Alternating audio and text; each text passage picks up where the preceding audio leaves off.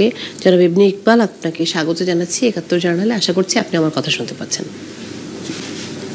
হ্যাঁ জি, যেই প্রত্যাশা নিয়ে আসলে আপনাকে যুক্ত করা, সেটি আমি জানি না এখনো যে কেন এই বিবাহ বিচ্ছেদ, কিন্তু নিশ্চয়ই বাংলাদেশের সাধারণ মানুষ তো জানতে চান যে তাদের স্বপ্নের নায়ক, স্বপ্নের নায়িকা, তাদের মধ্যে এই সম্পর্কের অবনতি কেন ঘটলো। আপনি কি জানেন? হ্যাঁ, আমি যখন সাকিব ইন্ডিয়াতে যায় তখন আমি সাকিবকে এয়ারপোর্টে নামাই দিই। তখন গাড়িতে আমাকে সাকিব একটা কথা বললো, ইকবাল ভাই আর পারলাম না, বহু চেষ্টা করলাম। তা আমি প্রথম বুঝতে পারিনি যে আর পারলাম না মানে। তখন আমি জিজ্ঞেস করলাম কি আর পারলেন না আপনি? তাই বলছে অন্য কোনো ফানি কথা বলতে বলতেছে যে আমি অপুকে ছেড়ে দিলাম। তখন আমি একটু অবাক হইলাম, কেন? তখন সে বিশেষ করে যে ইন্ডিয়ার যে ঘটনা, ইকবাল ভাই দেখেন, আমার 1 থেকে 1.5 বছরের বাচ্চাটাকে রেখে, সে তালা মেরে কাজের ব্যবস্থা রেখে সে ইন্ডিয়া চলে যায়। তারপরের দিন সে আসে, আমি অপুর বাসায় যেয়ে দেখি তালা মারা, বাচ্চা ভিতরে। এইটা আমি মানতেই পারতেছি না। তো এই জিনিসটা সে এটা বলার সঙ্গে সঙ্গে সে কেঁদে ফেললো। তারপরে আমার এখন ওই কথাটা মনে পড়লো, আমার শরীরে পশম দাঁড়ায় তার কাদাটা দেখলে। তখন আমি বলছি যে মানে এটা কোনো রকমই, এটা কি মানে কয় না আমি সব কিছু করতেছি, যদি কেউ প্রশ্ন করে তাহলে আপনি ব্যাপারটা বলেন। তারপর আজকে যখন সাংবাদিকরা আমাকে বিভিন্ন জায়গায় ফোন করতেছে যে ভাই এই ব্যাপার, তখন আমি সাকিবকে 2টা 2:30টার দিকে ফোন দিই। ফোন দেওয়ার পরে যে আপনি বলছেন আপনার গাড়িতে যে কথাটা বলছেন আসলে সত্য? হ্যাঁ, তো বলছে হ্যাঁ এটা সত্য। তখন জানতে পারলাম যে দুজনে ছাড়া। তারপর সাকিব অনেক কথা বললাম, এগুলো একটার পর একটা ছবি করবে। এই জিনিসটাই হলো অপুর সবচেয়ে বড় মানে ছিল, শখ ছিল সাকিবের। তো 2010 সালে একটা দুজনের ভিতরে একটা হয়, তখন কিন্তু অপু বলেছিল যে আমি আর কোনোদিন ছবি করব না, আমি সংসার করব। এই ঘটনা কিন্তু আমি নিজেও ছিলাম, এবং ওই দুজনের সাথে কিন্তু আমি নিজেও বসেছিলাম। তখন এটা নিয়ে অনেক কিছু হয়। সাকিব কিন্তু ছবি করবে না, সব কিছু করবে না, এবং তার জন্য কিন্তু বিভিন্ন নায়িকাদেরকে সাকিব ছবিও করে নাই। ঠিক 3 দিন 4 দিন পর কিন্তু অপু আবার সেম জিনিসটা বললো যে আমি ছবি করবই। এখন সে আর সাকিব দেখার পরে সে ঠিক আছে আমার সাথেই তো ছবি করবে। সাকিব কিন্তু একটা পর একটা ছবি তারপরে করে গেছে। কিন্তু এইবারের ঘটনা যেটা সাকিব বলল, মানে সাকিব খান কি চাইতেন না যে অপু বিশ্বাস অন্য কারোর সাথে ছবি করুক? হ্যাঁ, সাকিব যখন তার হাজব্যান্ড ওয়াইফে মানে বিয়ের হয়, তারপর তো সাকিব চায় না যে অপু আর কারোর সাথে ছবি করুক বা মানে উনি অন্য নায়িকার সাথে ছবি করবেন, কিন্তু ওনার স্ত্রী কারোর সাথে করুক।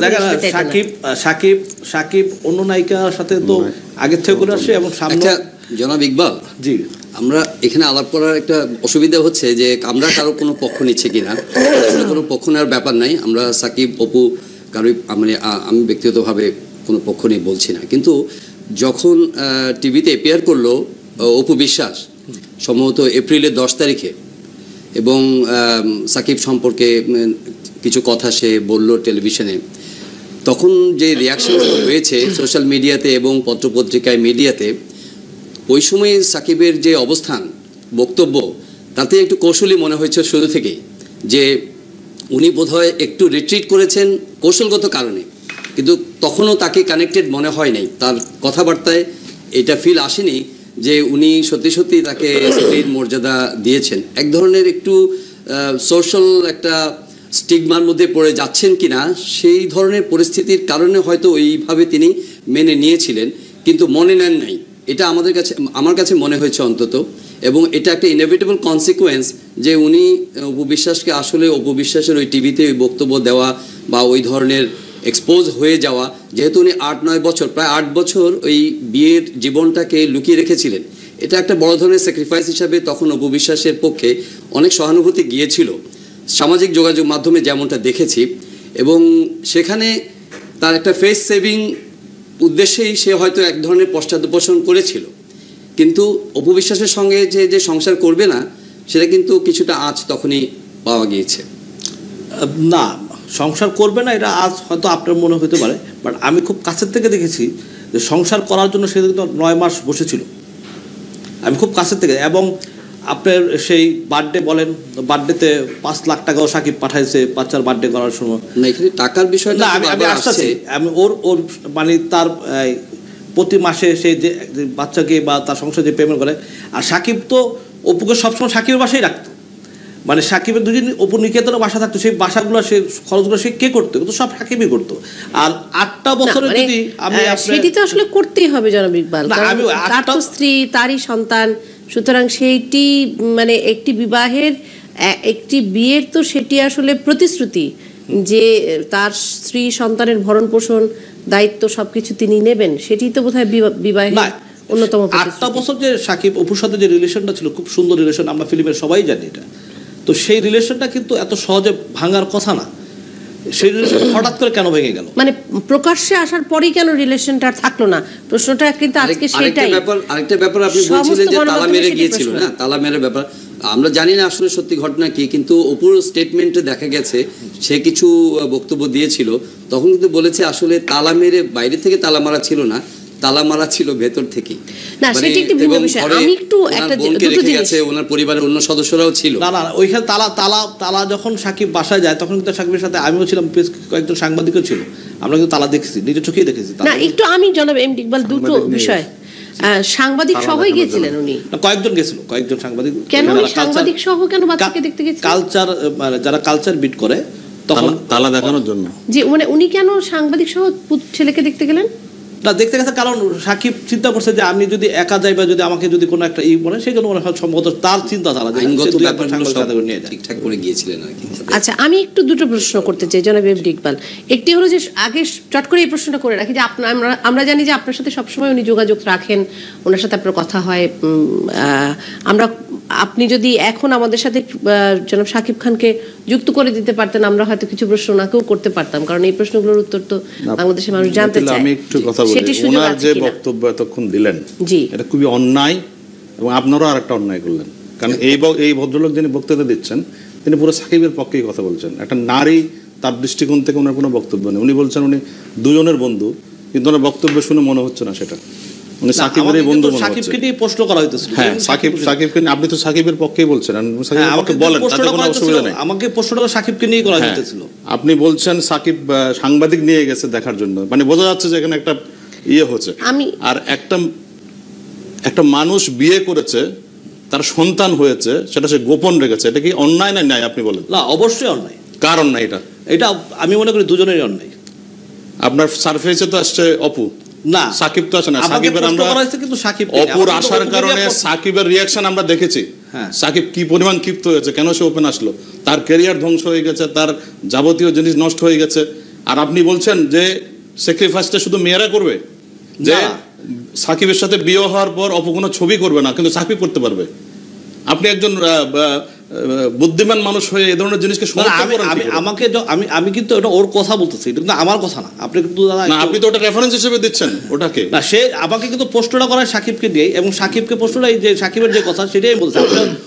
আপনার আমি মিথিলা মনে করি এখানে অপুর পক্ষের কারো বক্তব্য দরকার ছিল, কারণ এটা ওয়ান সাইডেড মানুষের কাছে মেসেজ চলে যাচ্ছে, ভেরি রং। একটা মেয়েকে আপনারা মানে কাঠগড়ায় দাঁড় করাচ্ছেন, যার কোনো যুক্তি নেই আসলে। আমরা অপু বিশ্বাসের পক্ষ থেকে আপনারা সাকিবকেও পান নাই, কিন্তু সাকিবের বন্ধুকে তো ঠিকই নিয়ে আসছেন। জি এটা মানে এটা সত্যি খুবই মানে আপনার কথা যৌক্তিক। আমরা অপু বিশ্বাসের পক্ষ থেকে, কারণ উনি যে বক্তব্যগুলো দিচ্ছেন সবগুলোই যাচ্ছে খুবই চেষ্টা করেছি। একটা সংসারে একটা মেয়ের স্যাক্রিফাইসটা সবচেয়ে বেশি। না আমি শুধু এখন ডিভোর্সটা দিচ্ছে কে? সাকিব দিচ্ছে, অপু দেয় নাই তো ডিভোর্স। আর অপুর সাথে সংসার করতে চেয়েছে, তার কোনো প্রমাণ গত 9 মাসে দেখেছেন? না আমি একটু প্লিজ আমরা একটু বলি। আপনি এতক্ষণ বলেছেন, আমরা বলি নাই, আমরা শুনেছি। গত 9 মাসে কোনো প্রমাণ দেখেছেন যে সাকিব সংসার করতে চায়? সে বসে আছে, অপু কখন যাবে, এটা কোনো কথা হলো? না আমি শুধু একটি সন্তান হয়ে গেছে, বিয়ে করেছেন, তারা তো উনি বলছেন খালি বারবার টাকা মাঝে টাকা দিয়েছে। টাকাটা কি do you think this is the only matter in the family? টাকা তো ওনাকে বিবাহ বিচ্ছেদের পরও আইনত দেবার কথা, সেটা তো সকল ক্ষেত্রে ওনার টাকা দেওয়ার কথা, মানে সেটি কোনো উল্লেখ করার বিষয়, সাকিবের বাচ্চার উল্লেখ করার বিষয় হতে পারে না। বাচ্চা কোন পর সারা জীবন তাকে দিয়ে যেতে হবে। মিথিলা, বাচ্চার জন্য সাকিবের অত্যন্ত প্রাণ উঠলে উঠেছে, সেই ভরণ পোষণ দায়িত্ব নিয়ে নেবেন, এবং উনি এখন ডিভোর্স দিয়ে দিয়েছেন। এখন বাচ্চাটা কার কাছে থাকবে? বাচ্চা তো অপুর কাছেই থাকবে না। কিন্তু আমার একটা প্রশ্ন আছে জনাব এম ইকবালের কাছে। আপনি ছিলেন যখন অপু বিশ্বাসের বাড়িতে উনি গিয়েছেন এবং দেখেছেন যে বাচ্চা তালা দেওয়া, তাই তো? জি। সাংবাদিকরাও ছিলেন। উনি তালাটা ভেঙে বাচ্চাটাকে উদ্ধার করলেন না কেন? উনি তো বাবা। হ্যাঁ, সাকিব কিন্তু ইয়াতে যায়, গুলশান থানায় যায়, গুলশান থানায় যাওয়ার সাকিব কিন্তু বলে যে এটা তালা ভেঙে আমার ছেলেকে উদ্ধার করে। থানার ওসি সাহেব তখন বললো যে এটা আইনে তো পড়ে না, এটা কোর্টের থেকে আপনারা অর্ডার নিয়ে আসার পরে আপনারা বাসায় যান, বাসায় বেয়ে তারপরেই করেন, এটা আমার ইয়াতে নাই, আইনের ইয়াতে নাই। ওসি সাহেব নিজেই কথা বলছে এবং ওইখানে আমিও ছিলাম ওসি সাহেবের সাথে। কেন উনি তো বাচ্চার বাবা, কেন উনি বাচ্চাকে উদ্ধার করে নিয়ে আসতে এখন ওই যে উনি যদি মার এই অপরাধের কারণে মাকে তালাক দিয়ে দিতে পারেন, সেক্ষেত্রে উনি বাচ্চাকে উদ্ধার করে নিয়ে আসতে পারেন না? ওনার বাচ্চা এই অপরাধে যে দাদা যে কথাটা বলছে এটা আমি দাদার সাথে একমত। আমাকে কিন্তু দাদা প্রশ্ন করাইছে সাকিবের পথে, আমাকে যদি অপুর কথা দিয়ে প্রশ্ন করতে আমি অপুর কথা বলতাম। অপু আমি ওকে ছোটো বোনের মতো রেসপেক্ট করি, অপুকে ছোটো বোনের মতো রেসপেক্ট। অপুর প্রশ্ন যদি আপনি বলেন অবশ্যই আমাকে প্রশ্ন করেছে শুধু সাকিবের কারণে। আমাকে যদি অপুর আসে একটু মিস্টার ইকবাল, আপনি আজকে সোশ্যাল মিডিয়াতে বা অন্যান্য অনলাইনে যখন নিউজগুলো গেছে তার নিচের কমেন্টগুলো একটু পড়েন, then you will feel the public feelings. না পাবলিক ফিলিংস তো এটা আমার নিজের কাছেও খারাপ লাগছে। এটা যখন আমি এটা ডে ওয়ানে বোঝা গেছে যে what he is going to do. না মানে আমার একটা প্রশ্ন শুধু বারবারই ঘুরে ফিরে মনে হয়েছে যে উনি বাচ্চা দেখতে গেলেন, গৃহপরিচারিকার কাছে বাচ্চা আছে, উনি ক্ষিপ্ত হয়ে গেলেন, ক্ষুব্ধ হয়ে গেলেন, রাগে দুঃখে, আপনি বললেন যে রাগে দুঃখে ওনার চোখ দিয়ে পানি বের হয়ে আসলো, সবকিছু ঠিক আছে, কিন্তু উনি বাচ্চাকে কেন নিয়ে আসলেন না? আমি থানা থেকে মানা করা হয়েছে।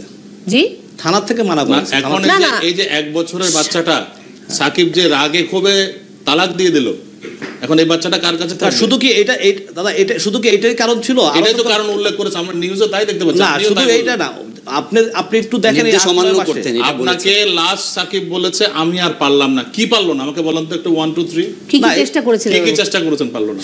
সাকিব চেষ্টা করে, যেটা আমাকে সাকিব যেটা বলছে যে বলবে দেখেন আজকে আমার যারা ফিল্মে যারা আমার বিপক্ষে সবসময় আমার ইষ্ট নেয় তাদের সাথেই আজকে সে ছবিতে যাচ্ছে এবং আপনার ওদের সাথে অনেক ব্যাপারে ওদের সাথে প্রোগ্রামে যাচ্ছে, বিজ্ঞাপন করতেছে। সাকিব হাজবেন্ড হিসেবে স্ত্রীকে এটা বলতে পারে, দে হ্যাভ ডিসকাস দিস, কিন্তু আমরা তো অনেক দিন থেকেই শুনছি যে খালি অপুই বলছে। না আমি একটু দাদা যদি ওনাকে শেষ করতে দেই, যে উনি চেষ্টাটা কি করলেন? অপু বিভিন্ন জায়গায় গিয়ে সাকিবের বিরুদ্ধে লোকজনের সাথে, বিপক্ষের লোকজনের সাথে কথা বলছে, কাজ করছে।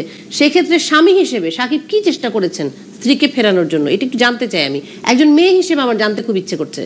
না এটা সাকিব কি চেষ্টা করছে এটা সাকিবের সাথে আমার ওইভাবে কথা হয়, কিন্তু বাট সাকিবের যে ভাই আছে যে মনির, আমার সামনেই বেশ কয়েকদিন মনির সাথে কথা বলছে যে বাচ্চার খবর কি, অপুর খবর কি। হ্যাঁ, তখন কিন্তু আপনারা হয়তো এই জিনিসটা, আমি কিন্তু অপুর কোনো বিপক্ষে কথা বলতে চাই। আমি এই অপুর যেই এই জিনিসটা, অবশ্যই অপুর প্রতি আমার সিম্পেথি আছে, অবশ্যই অপুর প্রতি আমার ভালোবাসা আছে, কারণ অপু একজন মা জাতি। হ্যাঁ, আমি অবশ্যই অপুকে রেসপেক্ট করি, কারণ এক হাতে কখনোই কোনো দিন কথা বলে তালি বাজে না। দুজন যদি সত্যিকারের দুজনের সুন্দর সুন্দর আরেকজনকে বুঝতো, সেটা ঠিক আছে জনাব এমডি ইকবাল, সেটা ঠিক আছে, তালি বেজেছে। আমি জনাব এমডি ইকবাল একটা প্রশ্ন আপনাকে আরেকটা করতে চাই। আপনি যেটা বলছেন সেটা মোটামুটি বোঝা গেছে।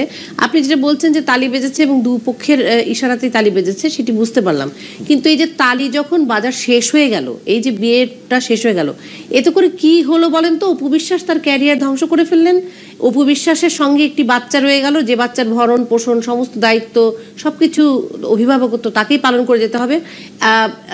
এবং অপু বিশ্বাস মোটামুটি একজন মানে কালিমালিপ্ত নারী হিসেবে সমাজে প্রতিষ্ঠিত হয়ে যাওয়ার একটা প্রক্রিয়া সম্পন্ন করলো অপরপক্ষ। এই হলো অপু বিশ্বাসের প্রাপ্তি। শাকিব খানের প্রাপ্তি কি? মাস গেলে 5 লক্ষ টাকা খরচ বাড়লো তার, এই তো। এছাড়া তার জীবন আর কি ঘটে গেল? আমাকে একটু দুটো পক্ষে দুই তালির পরে, আপনি যেমন বলছেন যে তালি এক হাতে বাজে না, তালির দুপক্ষে বাজার পর কে কি পেলেন আর কে কি হারালেন, আমাকে যদি এটা একটু বুঝিয়ে বলেন জনাব এমডি ইকবাল। না এটা এখন আমার কথার উদ্দেশ্যটা একটাই, যে আমি তো অপুর খুব কাছের ছিলাম, অপু তো আমার ছবিও করেছে। অপুকে কোনোদিন আজ পর্যন্ত আমাকে একটা ফোন দিচ্ছে যে ইকবাল ভাই আপনি যখন প্রথম যে আমি দাদার উদ্দেশ্যে একটা কথা বলতে চাই। দাদা যখন অপু টেলিভিশনে লাইভে যায়, তার পরের দিন কিন্তু আমার মাধ্যম দিয়েই এই সাকিব অপুকে কিন্তু আমি সুন্দরভাবে মিলাই দিচ্ছি, কিন্তু সেই মিলাটা কিন্তু দাদা ছিল শুধু একদিনের জন্য। তারা কিন্তু আমাকে কোনোদিন বলে নাই যে তাদের সাথে যে মিলটা আছে বা মিলটা নাই। পরে আমি জানতে পারছি, মানে আমি পরে জানতে পারছি যে ওই একদিন আর ওই 10 মিনিটের জন্য একটা সোনারগাঁ ছিল প্রথম আলোর একটা প্রোগ্রামে, সেই প্রোগ্রামেই তাদের সাথেও কথাই হয় নাই, এবং তাদের যে ইগোটা ছিল একজন আরেকজনের সাথে কথা বলে নাই। আমার মনে হয় দাদা সব কিছু মিলে, হ্যাঁ মানে সব কিছু মিলে মনে হয় যে একটা ঝড়ের মতো আশা করা যায় জিনিসটা হচ্ছে, কিন্তু আমি কখনোই আশা করি না যে সাকিব এই অপুকে ছেড়ে দিবে বা অপু সাকিবকে ছেড়ে দিবে, এটা আমি কখনোই আশা করি না। ইকবাল সাহেব, জি, আপনি যদি চলচ্চিত্রের ইতিহাস দেখেন, আমাদের ভারতবর্ষের চলচ্চিত্র ইতিহাসে বহু বিবাহ বিচ্ছেদ হয়েছে, বহুজনের সাথে স্বামী স্ত্রী ছাড়াছাড়ি হয়েছে, নায়ক নায়িকা বিবাহ হয়েছে। হ্যাঁ, কামাল আমরোহির সাথে মীনা কুমারীর বিচ্ছেদ হয়ে গেছে এবং মীনা কুমারী তা নিয়ে শায়ের লিখেছে, কিন্তু কথা সেটা না, বিবাহ বিচ্ছেদ হতেই পারে, that should B A mutual, not allegations. আপনি সাকিব একটা এলিগেশন দিয়ে একটা মেয়েকে, এবং একটা মেয়ে এক্ষেত্রে সবচেয়ে বেশি ভিকটিম হয়ে যায় যখন একটা বিচ্ছেদ হয়, তার একটা সন্তান আছে, এবং আপনি খেয়াল করবেন সে কিন্তু তার নিজের রিলিজিয়ান ছেড়ে দিয়ে এই জায়গায় এসছে। স্যাক্রিফাইসটা কিন্তু অপুর বেশি, সাকিবের না। সাকিব কিন্তু এরপর যা করে বেড়াচ্ছে আপনি ওই ঘটনার পর থেকে, এবং আজ মিলিয়ে দিলেন আপনি বললেন, এটা অনেকেই বলেছে টেলিভিশনে এবং নিউজে, ওই মিলিয়ে দেওয়াটা ছিল একটা কৌশলগত, কারণ সেই মুহূর্তে সাকিবের প্রতি সবার তীব্র ক্ষোভ ছিল, ওটাকে ডাইভার্ট করার জন্য সে কাজটি করেছে। তারপর থেকে আপনি বলছেন তাদের মধ্যে কোনো কথা হয়নি, 2 বার কথা হয়েছে। সাকিব কি এই 9 মাস কোনো সংসার করেছে অপুর সাথে? এটা তো আমরা তো জানতাম তাদের সাথে যে সম্পর্কটা ভালো হয়েছে, আপনি জানতেন এটা? আপনি এইমাত্র বললেন এটা সারা মিডিয়াও জানতো, এটা না না, এটা মিডিয়া জানতো, পরে আমি জানতে পারলাম যে তাদের সম্পর্কটা ছিল না, তাদের সামনে কথা হয়েছে।